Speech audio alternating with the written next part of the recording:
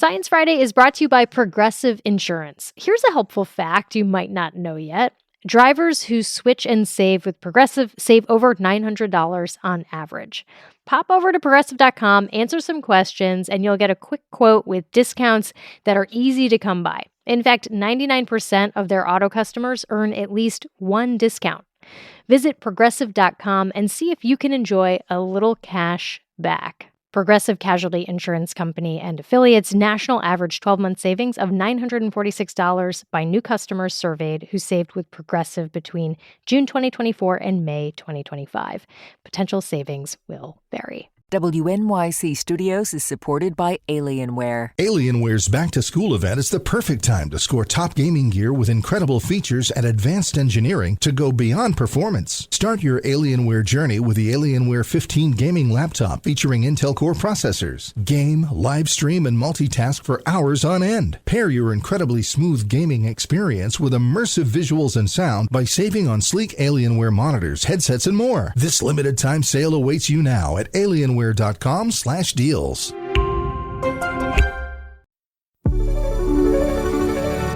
it's Flora, and you're listening to Science Friday. Today, we are bringing you one of our favorite conversations from last year. We're headed back to the waters of Sri Lanka, a tropical island off of the coast of India. There, we'll find a population of blue whales that behaves unlike any other in the world, because those whales stay put while every other population we know of migrates.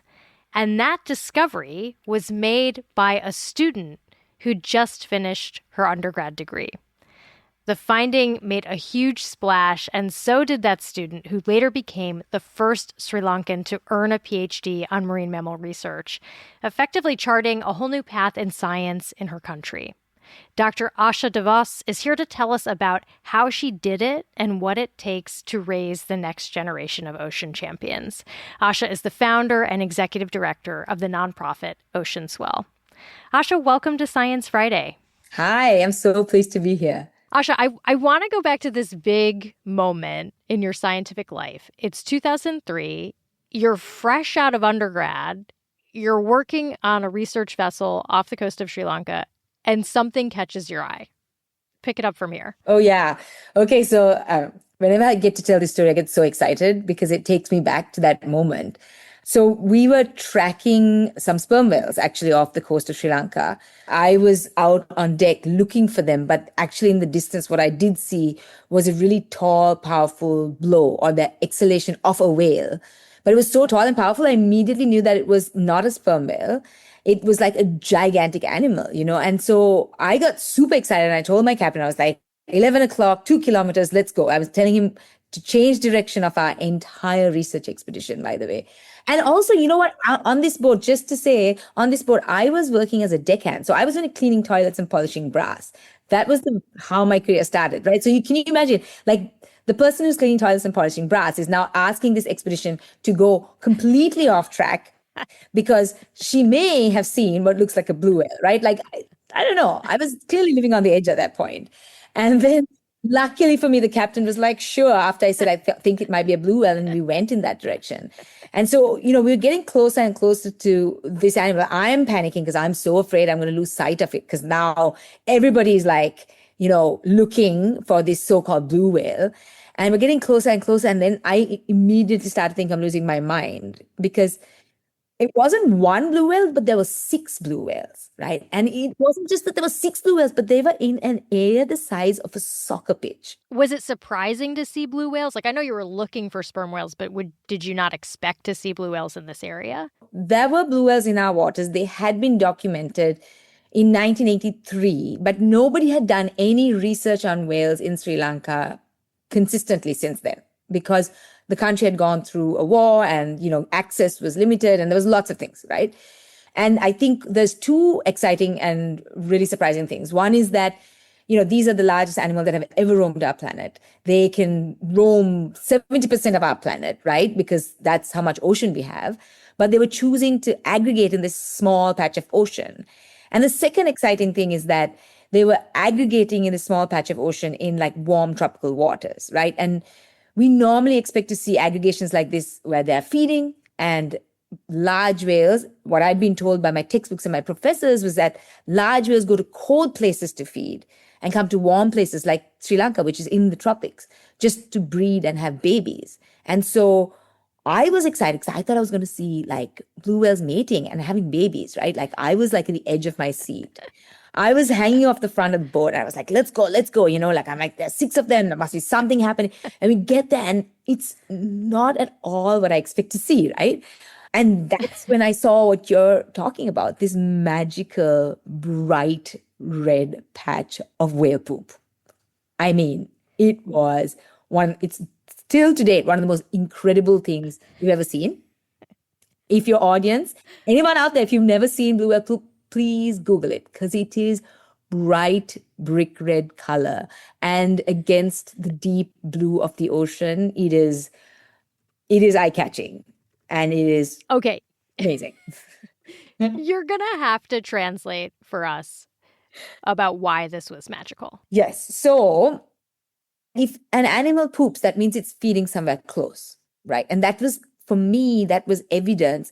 I was like, wait a second, what's happening? Because these whales are not supposed to be feeding in these waters. They're supposed to do these giant journeys to go to places where there's lots of food, like cold Antarctic waters, for example. But they seem to be feeding here. And to me, at that moment, I was like, what is going on? This is just going against every rule in the textbook and everything that my professor said. And I was like, gobsmacked. Did this launch your career? How did this change your trajectory? So I always tell people not everyone has the privilege of saying that, an aggregation of blue whales and a floating pile of whale poop was where their career kickstarted, but it's a pretty good story. So I'm going to go with that. And it was my eureka moment. So yeah, at that moment, I was like, I want to understand what is going on. I want to understand how this is possible. What are they feeding on? Why are they here? Why are they not migrating? So I actually, that night, I remember going into the bookcase and digging out any documents about blue whales and like kind of reading up and trying to see what was known about blue whales in this part of the world, which was basically nothing. And, trying to understand a bit more of the biology of blue whales because, I knew there was something exciting. And then I actually reached out to scientists across the world who worked on these species because I was like, okay, I think I've got something exciting. I'd like to do some research and to kind of build a project around it. But of course, at this point, I'm 23 years old, right? So like, I don't have any experience. And in Sri Lanka, because nobody had done this kind of work, I had no one to turn to locally. So that's why I had to write to people across the world in, as I would say, the global north. And people were so excited. And I got like a flurry of emails. But like their immediate response was, this is so interesting, exciting, and we'd like to learn more and do more work. Can you get us a research permit so we can bring our teams and do research on the ground? And wow. They wanted you to become essentially the fixer. Exactly. Not the scientist. Exactly. Yeah. And I remember, like thinking there's something wrong with this. Like I am Sri Lankan. I was on an expedition in Sri Lankan waters and I made a discovery about a potentially Sri Lankan group of whales.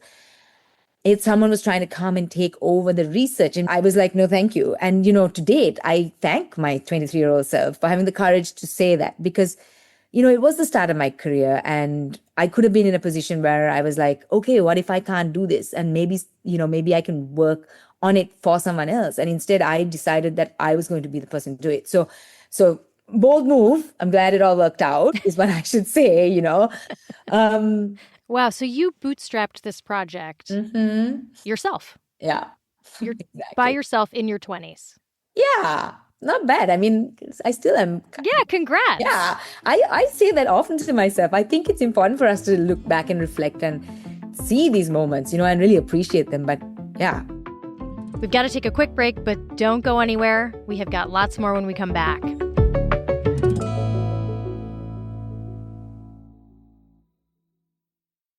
WNYC is supported by Bayer. Every day in America, science delivers. Not just in the headlines, but in the moments that matter most. Science is a journey, one of curiosity, persistence, and progress. It's about asking questions, testing, learning, and improving again and again. Science delivers harvests that feed families, tools that help farmers grow more with less, and new ways to protect land for generations to come. Let's keep asking, keep testing, keep discovering so science can keep delivering. Learn more at sciencedelivers.com. Why was it important to you that, you as a Sri Lankan were leading this research? Explain for other people why that felt important. The vessel I was working on was an American-owned vessel, and there were no other locals. Okay? And they were all foreigners from the global north. And, sitting in that instance, I realized that how little opportunity people like myself had. The last time a research vessel had come to Sri Lanka was in 1983. This was 2003, right? So that's like our opportunities are so rare. And I realized that even the previous vessel was all foreigners and working in my country. And later down the line, I realized like that was my first encounter with what I call parachute science. So parachute science is basically where people in this instance come from the global north to countries like mine in the global south, which are, exotic in many ways, with, conservation challenges, and do work and leave without any investment in people on the ground or local infrastructure. And what happens in that situation is that the project is designed around the priorities and the interests of the outsider, but not the priorities on the ground. And because the outsider is coming in with the resources like funding, there's an unequal power imbalance between those from outside and then on the ground. And what happens is then the researcher from outside who comes and does the work, their career tends to skyrocket because, they made these discoveries in these exotic places. But structurally, it just doesn't work. It's unsustainable because people on the ground don't have that expertise. And I think there's so much local talent if we create the opportunities, because talent is equally distributed while opportunity is not. And I think there are a lot of capable people who can lead and do this research. And I guess that's what I hope to be, a lived example of exactly that being possible. I mean, how do you start a research program in a place where no one's doing what you're doing? The truth is that, I said I made the discovery in 2003 and I started the project in 2008, and I'd been kind of spinning my legs on how to start and where to start and how to find money and whatever. I just decided I was going to barter my skills with the whale watch company that had literally just started in Sri Lanka at that year. And I was like, I'll go on their boats, I'll talk to tourists and spend a bit more time observing these whales. And so it was like little steps like that. Then I started writing a proposal. Then I started reading about work done in other places. So it really was like really chipping away at little steps, but just always having that vision in the distance. I think that's what it was, just holding on to what I really wanted and just taking these little baby steps that slowly but surely were taking me close to getting there. You make it sound easy, but I'm sure there were challenges. Oh, gosh, yeah.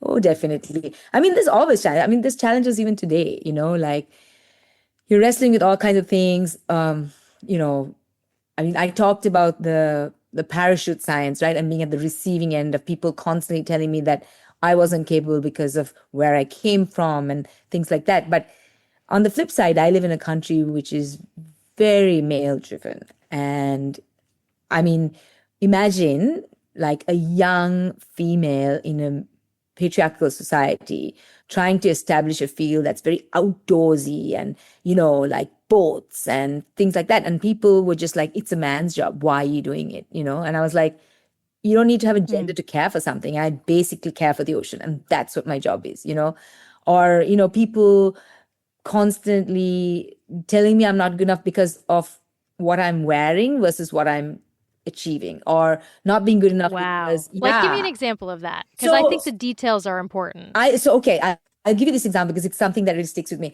When I work on the boats, I wear skinnies and shorts, right? Like, and no shoes. That's how I work.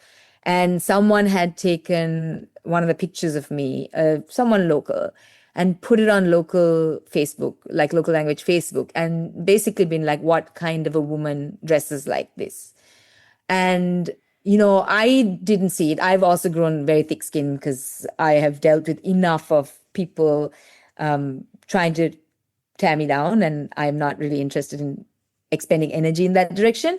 But the reason I saw this is because a young girl, a scientist, who, is, for want of a better word, a fan of mine, I would say, or who's been inspired by my work, she sent it to me and she said, Dr. Asha, I need you to see this, but don't be upset, just read the comments, and I was like, okay, strange comment, but okay. And I opened it. No, because you never read the comments. It's never. Usually the God, I learned that very early in my career.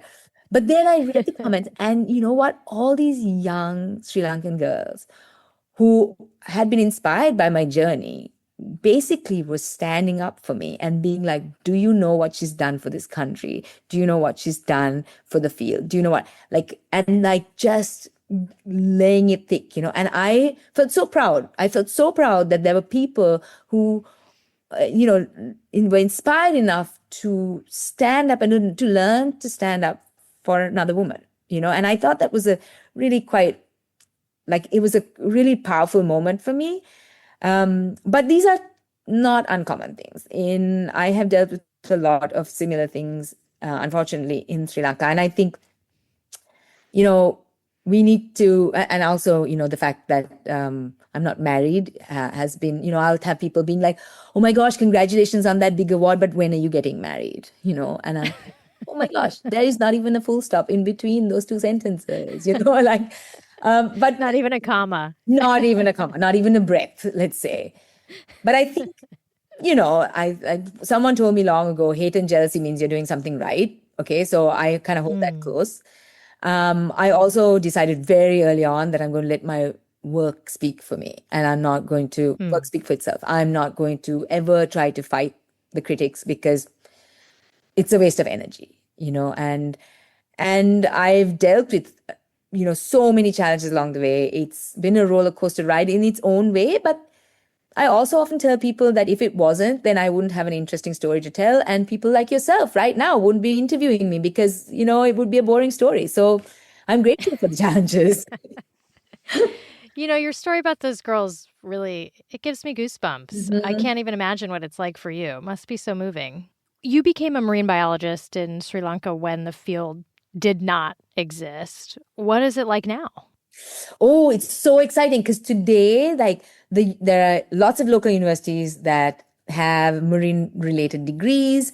There are so many young people who want to go into the field, who want to work with us or work on our projects, or there are other organizations that have also been established, addressing marine issues. So it's a completely different environment, and it's nuts because it's only been 20 years, and just see that trajectory and that interest. And suddenly Sri Lankans are looking beyond the shoreline and, starting to recognize the importance of protecting this ocean space. I mean, one thing I should point out is that traditionally countries like ours, even though they're islands, most people don't swim. And that's because the ocean was traditionally not a place of recreation. It is where fishermen went to work. And the stories that were told were of people drowning or, there was loss. And so it was a place of fear. And, using this ocean as a recreational space is really quite a new concept. And people thought choosing to work as a marine biologist was frivolous, and that was one of the reasons why they were just like, oh, that's so cute. It's such a cute little hobby you'll have, because they pictured it being just a frivolous plaything. And I think the fact that today it's such a recognized field, like Sri Lanka is, really looking beyond that shoreline into what we can do next and, signing global treaties and whatever. It is amazing to see that change. And I feel very proud because I know that in part my own journey has inspired this shift as well. And so, yeah, it's amazing. It's amazing. I mean, you get to live through these students, as you say, but because you pioneered this path. It's beautiful. Congratulations. Thank you. Thank you. Dr. Asha de Vos is a marine biologist and the founder and executive director of the nonprofit Oceanswell. Thanks for joining us today. Thank you so much for having me. It's been wonderful, and I've really, really enjoyed myself. This episode was produced by Rasha Aridi. We'll catch you next time. I'm Flora Lichtman.